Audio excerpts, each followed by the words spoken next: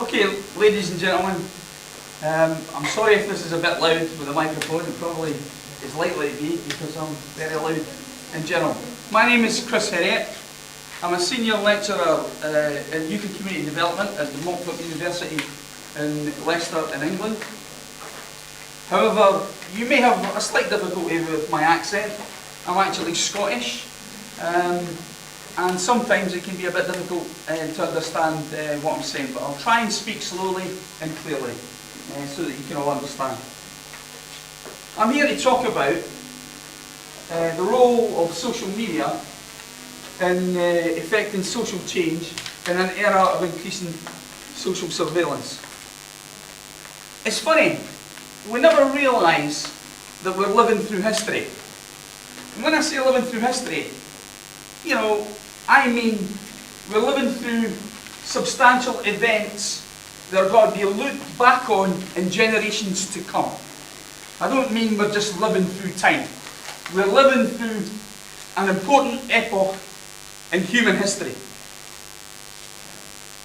And yet, in our British media, our television, our newspapers, there is very little reported about what is actually happening in the real world.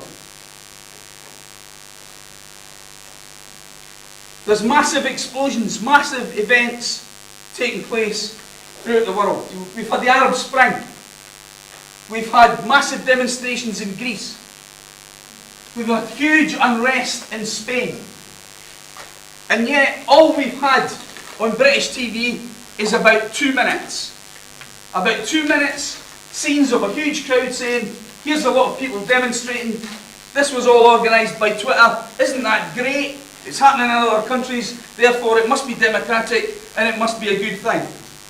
But when it comes to people demonstrating on the streets in Britain, organised by Twitter as they say, that's a bad thing. That's a nasty thing. These are troublemakers. This is about criminality. All our young people woke up one morning and decided to be criminals for no apparent reason whatsoever. There's no explanation for these young people taken to the streets other than the fact that they've suddenly become criminals. They want to rob and steal. They want to commit acts of violence and so on for no reason whatsoever. They're just copycats following other people.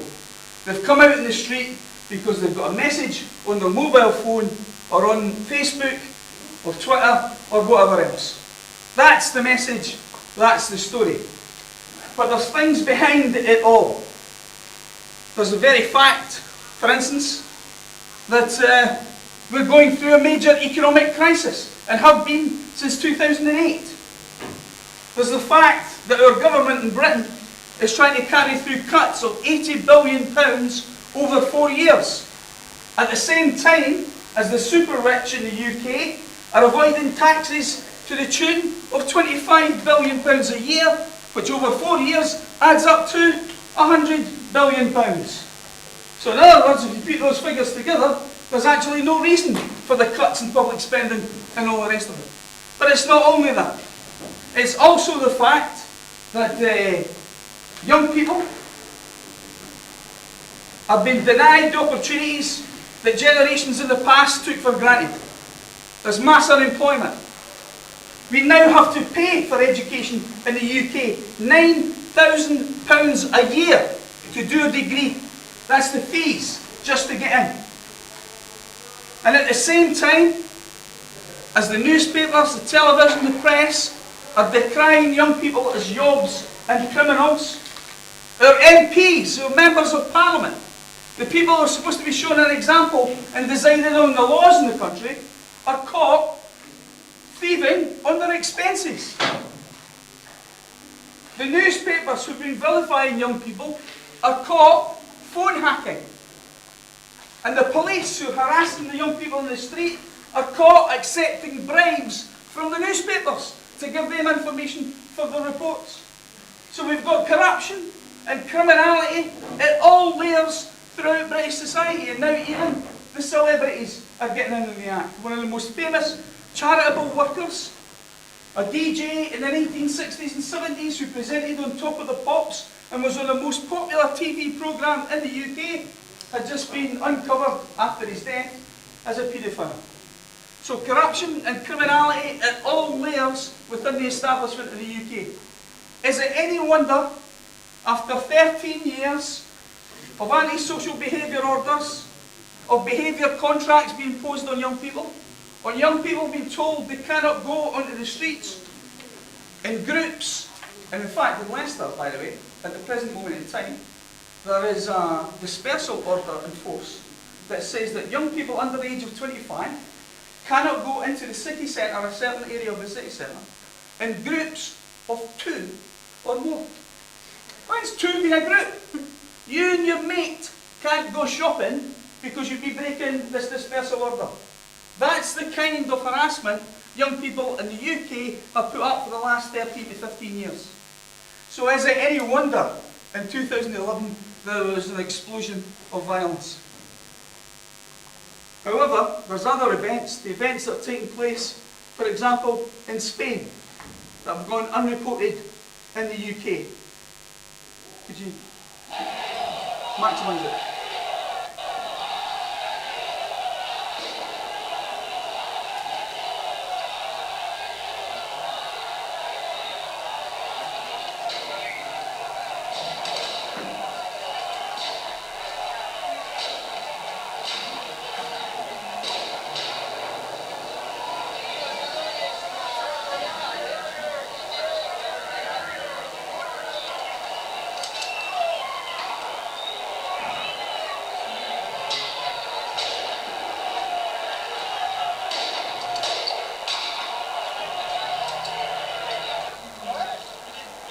Note the damage done by a rubber bullet.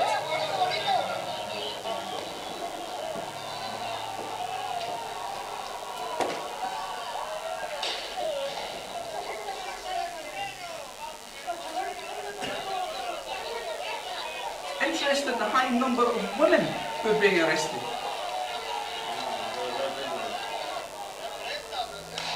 The brave policeman.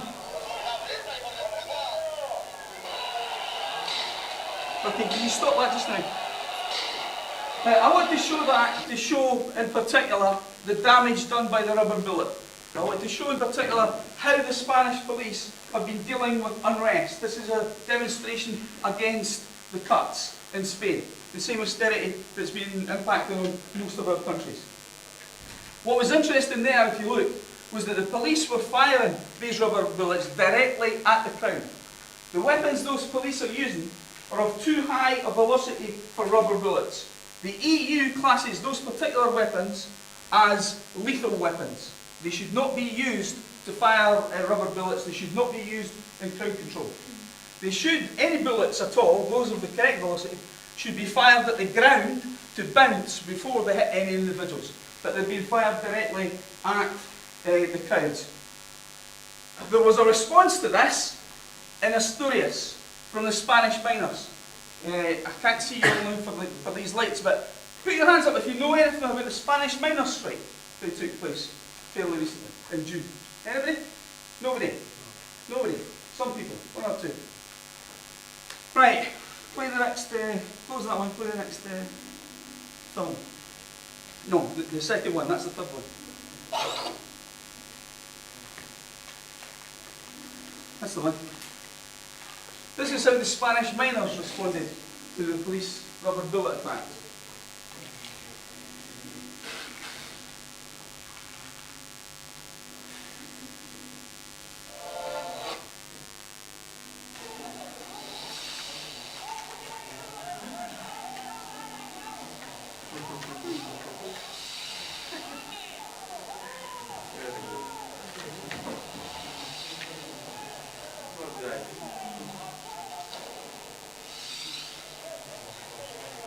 There's no mess in there.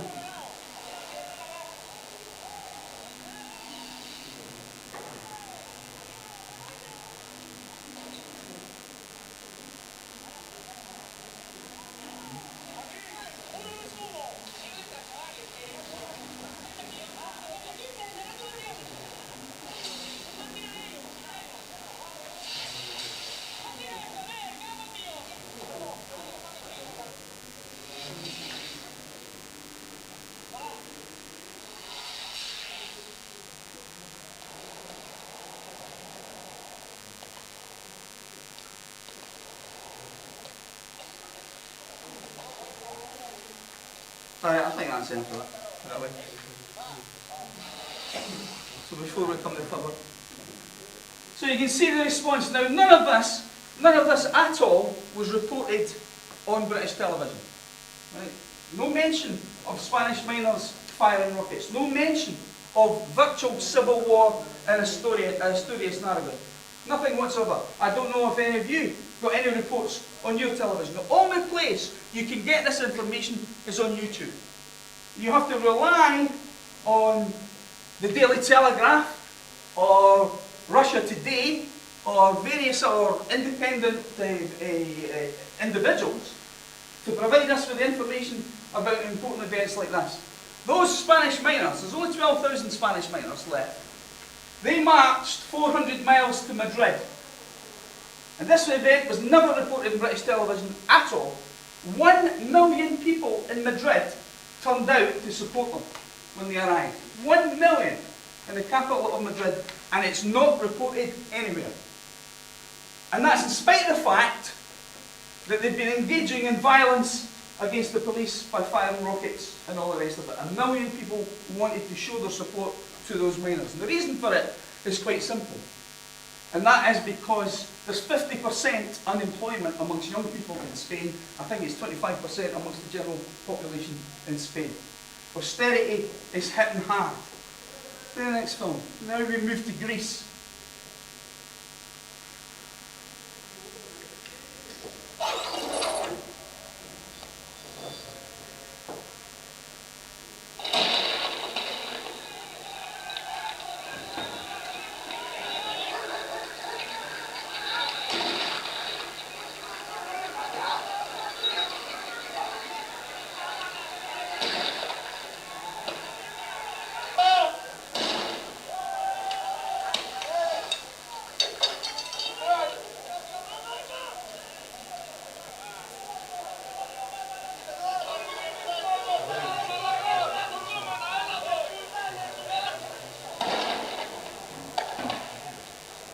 Herriot.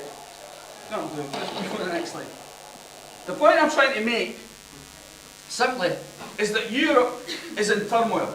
And it's not reported officially from one country to the other.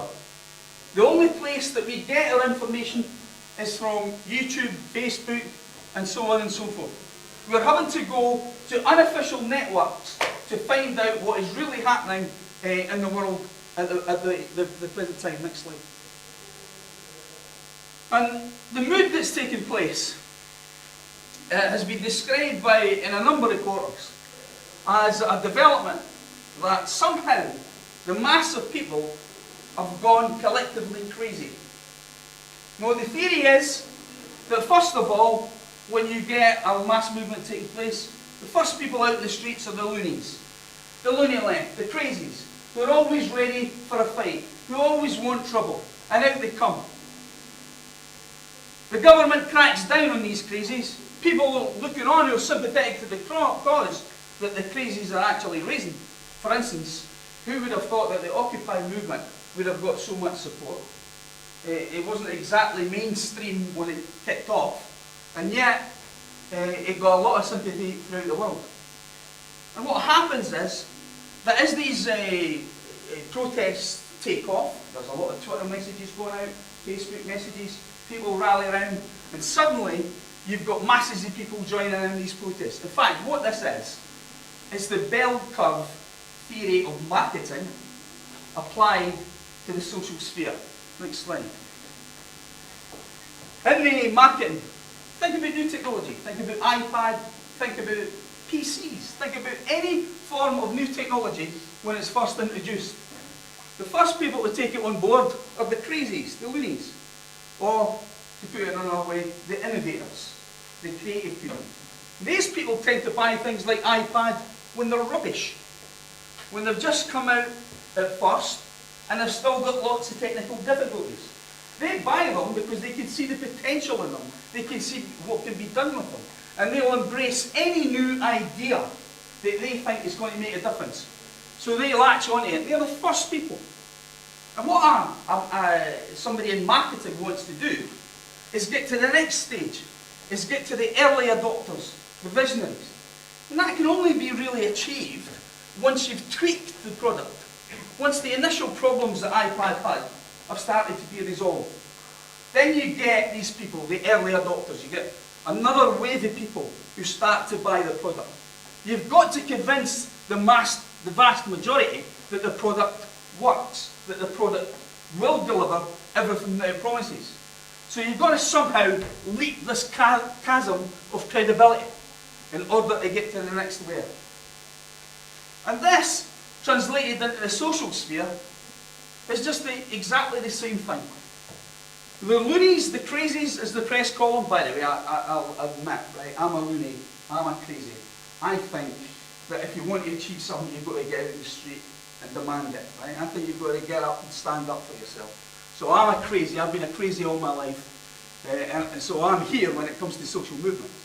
The early adopters are people that get convinced by the arguments of the enthusiasts that this social change is necessary and they need to be on the street. But it's this chasm, this leap, that has to be made to get the mass demonstration that's going to make social change. How do you get them out in Tunisia? How do you get them out in Egypt? How do we get the Arab Spring? How do we reach all these layers of people with our message? And that's where Facebook and Twitter comes in. It comes in to help to make that leap. And once you've made that leap, and you've started to get more and more people coming, the movement becomes unstoppable. So that, in a nutshell, is the bell curve theory of social change. That's how you make it work. And that's what you've got to do in terms of using social networks and all the rest of it. Okay? And I think the best thing to do is look at the Arab Spring. Next one. What happened? If you look at the Middle East and North Africa, what happened is we saw movements take place to challenge autocracies that had been in power for 30 or 40 years. You see mass movements developing to challenge durable authoritarianism, because if it's lasted 30 or 40 years, it must be pretty durable. But actually, when we look at it, we're surprised that these governments fell. We're surprised by it because they lasted so long. But in fact, we should be asking the question, how did it manage to last that long? Because they weren't particularly good governments. The thing about an autocracy is, it can only stay in power with the use of force for a certain period of time. Then people start to see through it. However, going back to the bell curve, the chasm is, what do you stand to lose by coming out into the street? Do you stand to gain more through coming out, or lose more by coming out? And it's when you've got to that situation where actually, if we stay at home, nothing's going to change, and our situation's getting worse because of the economic crisis. It's at that point that you can get people to step across the chasm. Right. So that's just what I've explained. Right. The reaction of authoritarianism, and even democracy, to any social movement is to try and crush it. And censorship's the first thing it does. It makes it easier to isolate and crush people. Now it's really interesting that during the Olympics in Beijing, the British government criticised China for censoring Google and Facebook and so on. And yet, when we had the riots in England in the summer of 2011, the first thing that was called for was to stop Twitter, to stop Facebook, and to stop any text messages being sent in order to stop the movement from development. All in an attempt to make it harder for our citizens to unite. Of course, it's not as bad as it was for the people in Egypt and Tunisia and the other countries of the Arab Spring. Nevertheless, it is the same basic theory. Okay? But there is a big mistake in assuming that the state can use repression to any length. The fact that 1 million people turned out in Spain to support the Spanish miners, in spite of the fact that the Spanish miners were firing rockets, shows actually that the state cannot go to unlimited lengths. That it depends on how committed to the protest, how committed to the social change people are. But any authoritarian regime has to be able to buy people off. Any regime that's using force has to be able to buy off enough of the people to stop the protest from taking hold right across the board. So a dictator can never survive through repression alone. A dictator has got to use a carrot as well as a stick. In a period of economic recession like this, there ain't too many carrots on the go. That's why it's fertile ground for social change. Okay, next one. Now the thing about social media, the thing about networking, Twitter, Facebook and all the rest of it, is it makes it much easier to communicate with other people. It makes it much easier to get your message across. It also makes it much harder for the government to crack down. The very fact that I got those videos from Russia Today, the very fact that I got those videos from the Telegraph, all on YouTube, shows that actually there are other ways that we can circumvent the government's repression. Okay. However, if we take a look at the case of Egypt as a case study, it's really important to understand it didn't happen overnight. There were 10 years of struggle before it came to its head in the demonstration, the demonstrations that brought down the government. Move on. Move on. There's lots of statistics here. Come back.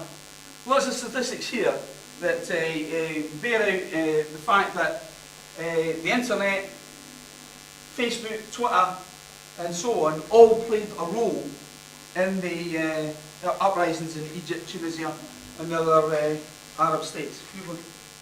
Move on. But, although Facebook was a primary mechanism for producing and disseminating visual content, it would be entirely wrong for us to get the idea that Facebook, that social networking, that this media created the unrest. That just isn't true. Although this researcher from Egypt argues, or rather who's looking at Egypt, argues that that is the case. Move on. And they do that by looking at the statistics straight. Where did you first hear of the protests? On Facebook, 28%. Face-to-face, 48%. Well, for me, that shows the reverse of what the researcher believes. The researcher believes that because 28% learned of it from Facebook, that's a substantial figure, showing the involvement of Facebook in the organisation of the protests and so on. What it shows is that 28% of people heard about the protests after they'd occurred on Facebook. So it helped organise for future protests, but not the initial protests in the first place. And that's the significant figure, as far as I'm concerned, that 48% learned about things face to face. Contact with people is the most important. Even although internet users were more likely to be in the demonstrations on January the 25th, even although the collective action was advertised on these sources, I still don't believe that social networking was the reason why people came onto the street.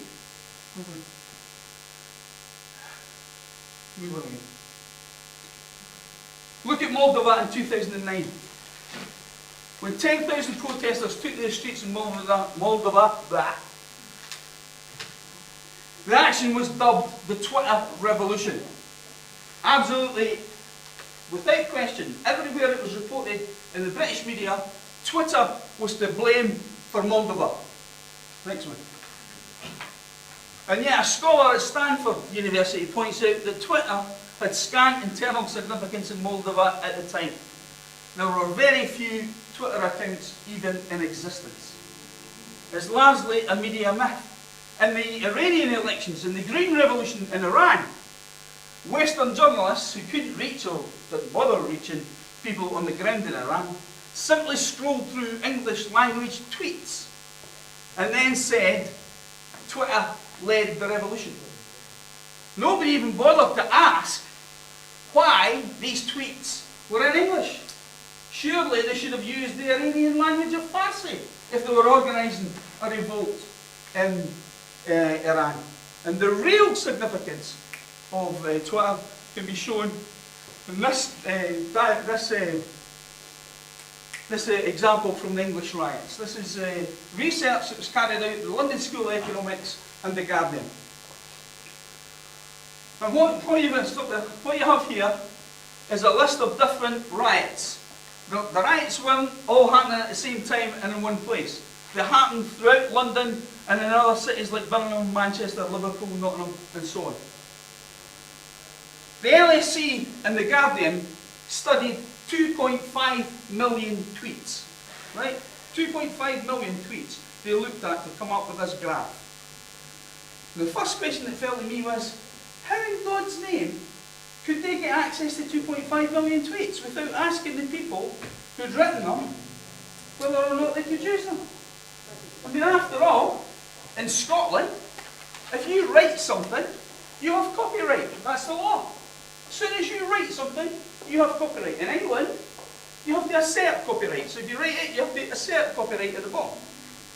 Nevertheless, surely it's a basic human right that if you've written something, it's your intellectual property, surely to goodness they should ask your permission. Well, I'm sorry to say no. If you look at the terms and conditions for using Twitter, they have the right to use your tweets in any fashion they wish, at any time they wish, in any way they wish. That's in the terms and conditions. And it's no different with Facebook or any other social network sites. You're actually giving up your rights to privacy when you sign up to these social networking sites. What the researchers found, if you drag this slider along slightly, well, then this is the event in Tottenham, the riot that took place in Tottenham. This is the number of tweets that took place before the riots, right? And this is the number of tweets that took place after the riots. If you go further along, let's take the next event. Stop. There's the number of tweets that took place before it, and there's the number that took place after the event. Next.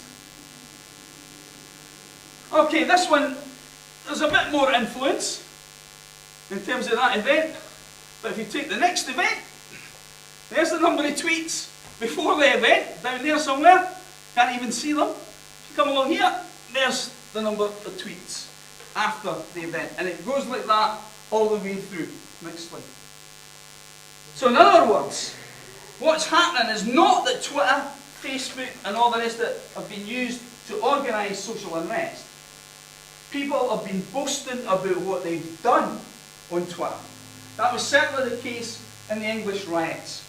You had people arrested for looting because they put pictures of themselves with all the stolen goods laid out in front of them, lying in front, posing for photographs.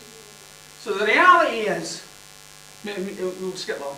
The reality is that it's more about reporting what has happened through social networking, through social media, than it is through actually organising events. And when you think about it, given that Twitter can hand all this information over to the government, given that Facebook can hand all the information that you write about yourself or anyone else writes about you to the government, it's actually not a very clever way of organising social unrest, because they know exactly who they arrest. Not only that, when we set up groups on Facebook, or we set up any kind of social platform to bring people together who are like-minded to protest over something, what we're actually doing is appealing to people who are already on our side. We're not actually convincing people to join us through that action. We're only getting together a group of people who are like-minded. Trouble is, we're also telling the authorities who we are in readiness for the crackdown that's inevitably going to take place. And that's the challenge that we have in terms of, skip the line, hand again. That's the challenge that we have in terms of using social media to effect social change. In fact, surveillance is really using new technology to great effect. You know, in the City of London, there are 619 cameras. By the way, the City of London is only 1 square mile. It's not Greater London, with 8 million people. The City of London is 1 square mile. And it has a population of 9,000 people. So it has 68.7 cameras per 1,000 people. The UK has more cameras than any other country in the world. CCTV cameras. You know, the borough of Wandsworth has 4 cameras for every 1,000 people. It has, it doesn't matter about that, all that. The UK has somewhere between 11.4% of the world's cameras, if you believe the Association of Chief Police Officers, or 25% of the world's CCTV cameras, if you trust university researchers. We have something like 4 million cameras, right? 4 million. In 2008, a senior police officer said the system was an utter fiasco. All of these cameras only solve 3% of crimes. So what are they here for? Why do we have them? The BBC found that CCTV may have reduced crime by 4% compared to areas with no CCTV. But this did not take into account other factors like a sudden and unusual increase in crime before the CCTV was put in place, nor the fact that additional police patrols might have been put in place. And nobody's ever found any evidence of a reduction in the fear of crime through having these CCTV cameras. But the situation is even worse. There's a company called ClassWatch, which is owned by a Tory MP who's Under Secretary of State now for children. And this company is responsible for putting CCTV into schools. Next slide. In fact, most secondary schools in the UK now have at least 20 cameras. At least one school has put cameras with microphones in classrooms and corridors and given earpieces to teachers to listen into conversations that are taking place. It's now common for some secondary schools to fingerprint pupils. 90% of schools in the UK have CCTV cameras with an average of 24 in each school. There are a total, this is the one that really gets me, of 825 cameras located in the toilets or changing rooms of 207 schools across England, Scotland and Wales.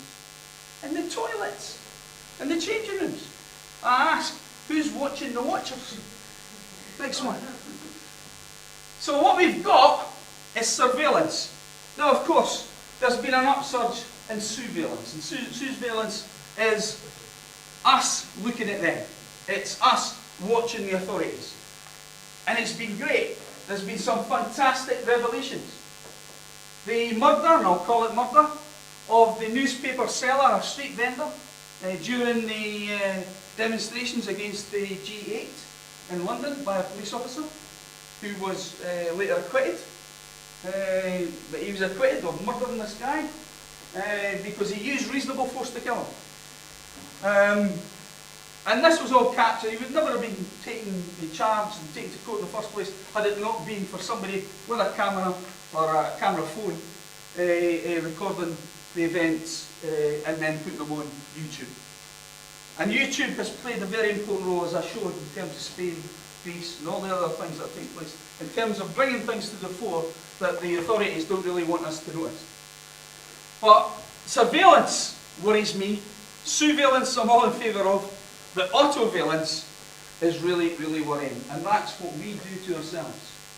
I went for a job quite recently, and just before I went for the job, I got a message telling me somebody had searched for me on academia.edu. We looked up that site. I went for another job, and just before I went for the interview for that job, I got a message saying somebody had searched for me on academia.edu. In other words, it's becoming normal practice for employers to check on us online before we turn up for interviews. So anything you put on there, Jackie, you drunk on a Friday night, I'm sorry, that's all going to be there. We've had a school teacher sacked because she put a photograph of herself on Facebook dressed as a pirate with a pint of beer in her hand. The school board said that it wasn't appropriate for a school teacher to publicly display herself in such a manner. Right? A pint of beer on a night out. So autovalence, the material that we make freely available about ourselves, is the biggest problem I think that there is out there. And we have to be very, very careful what we give out. Very careful, because it's all going into the hands of the authorities to be used in any way. Basically, we've got ourselves caught up in this. This is just a cartoon that was put out some years ago, but I think it's very true about the behaviour that we now view as acceptable. A lot of us are joining in doing. You spoke, Dee, about how your daughter responded to a boyfriend and the pain. Her friend. Apologies, her friend. How her friend responded to a boyfriend and the pain it caused. Well, what people are putting out there on Facebook is completely unbelievable. A few years ago, you wouldn't have dreamed of it. You wouldn't do it with a friend. You wouldn't do it in a bar, talking to your mates, and yet people are posting things about themselves on Facebook which are absolutely shocking. And that is the situation where we've got us into. Sorry about that one. That has no right being there. Right. But the fact of the matter is, social networks are immensely popular. With 1 in 5 of every minute spent on online spent on social networks, which is up from 6% since 2007. So we have to take social networks seriously. Next one. We have to take them seriously, we have to take social media seriously, but we have to think about how we can use it constructively for social change. We have to think about the messages that we're putting out there. We have to think about new ways of working so that we can actually reach ever more people. All the evidence suggests that actually the social networks that we engage in, the most successful ones, are all actually based on real-time, real friendships, real connections that actually exist. Those are the ones that really function. And all the other social networking that we do is actually secondary. The truth of the matter is that if we're looking at social change, it isn't going to come about because of an argument that we put on Twitter. It's not going to come out because of some nice little cartoon that we post, or because of some message that we put out there. Social change will only come about because the social conditions have reached such a situation that people can't put up with them anymore. A substantial body of society is committed to effecting that social change at all costs. But it's also dependent on on other factors. For instance, if the ruling elite of any country is absolutely determined to stay in power, like in Syria or whatever, then they can prolong the time that they're actually there. But what often happens is that the ruling elite, like in Syria and elsewhere, starts to split, starts the war amongst themselves, and that is when they become most vulnerable. And it's this role, this element, that is actually the most important. It's not any old message on Twitter. It's not any old attempt to organise social unrest that will succeed. It has to be organised by some people who have credibility as a leadership. It has to be somebody, like in Egypt, who'd been campaigning for 10 years prior to the events, who's going to be able to play the role of influencing people. He talked about, in her presentation, about how during the riots, people sent tweets and messages on Facebook calling for people to meet at a certain place to riot. And that did happen. And we know it happened because a guy was sent to prison for 3 years, I think, for organising a riot. Trouble is, nobody came. So he was sent to prison for 3 years for a riot that never happened. He was found guilty of inciting a riot. The fact there wasn't one, the court didn't think was important. So it's about credibility. And that has to be built up over time. Social change doesn't come about simply because somebody thinks it's a good idea. Social change comes about because people have got no alternative. And I think that's the position we're arriving at in Greece, Spain, and shortly, I would say, the UK. Thanks very much.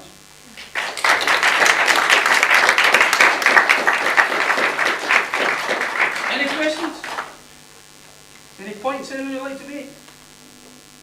Feel free to say I was talking rubbish. Did everybody understand? Did I speak too fast? You Scottish? Nothing like that?